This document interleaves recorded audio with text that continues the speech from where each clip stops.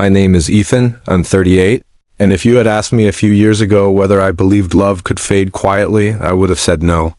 I thought love either burned bright or it burned out in a blaze of arguments and slammed doors, but I was wrong. It can also just so slowly you don't even notice until you're sitting in the dark. Clara and I had been married for 10 years, and for the first half of our marriage, I truly believed we were unbreakable. We met in college. She was magnetic, loud, clever, effortlessly charming. The kind of girl who could turn a dull classroom into a comedy show with one sarcastic comment. I was quieter, more grounded, the guy who kept his head down and worked toward his goals. Somehow, she said that steadiness was exactly what drew her in. She called me her anchor. Our early years were a whirlwind of beautiful chaos. Late-night conversations fueled by cheap coffee, shared playlists that became the soundtrack to our lives, and laughter, endless, gut-busting laughter.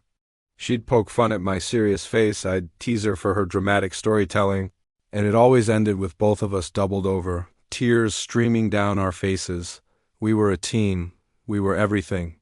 But love changes shape, sometimes slowly, sometimes silently. Over time, little things began to shift, like a compass needle pointing just a few degrees off course. It wasn't one big event. It was 1,000 tiny moments. I'd make a joke, one I knew she would have loved a few years ago, and she'd either miss it or just brush it off with a distracted hung.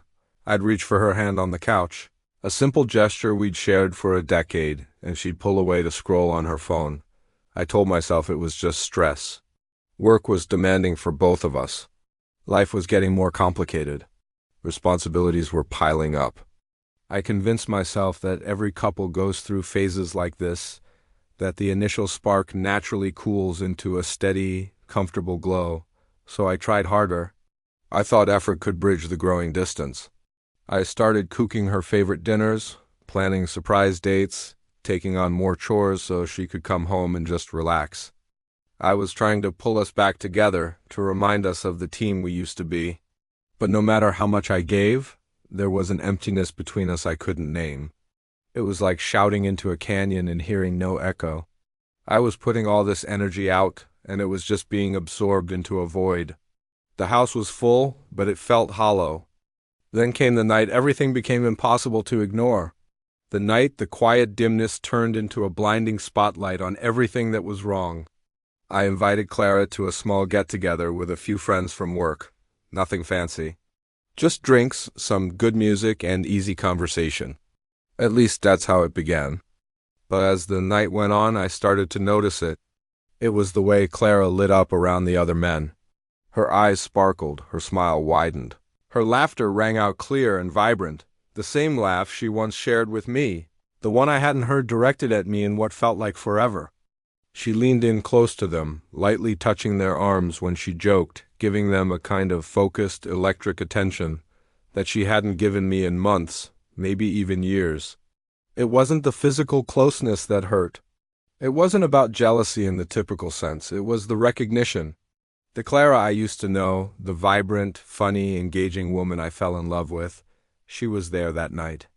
But she wasn't with me. She was with everyone else. I tried to join the conversation, to be a part of her world again. I'd tell a joke or nudge her elbow in that playful way we used to, but nothing landed. Her smile would dim the second her attention turned to me. Her eyes would glaze over, looking right past me as if I were a piece of furniture. My presence barely registered. My chest tightened with a feeling I can only describe as being quietly erased. I was becoming invisible to the one person who was supposed to see me most clearly. My friends tried to pull me into other conversations, but I felt like a ghost at my own party. I couldn't stop watching her give away these pieces of herself so freely to near strangers, the exact pieces she no longer offered me. It was like watching someone hand out treasures from a chest they'd told you was empty. The drive home was suffocatingly silent. My mind wouldn't stop replaying it, her loud, joyful laugh at the bar. Her dead, heavy silence in the car.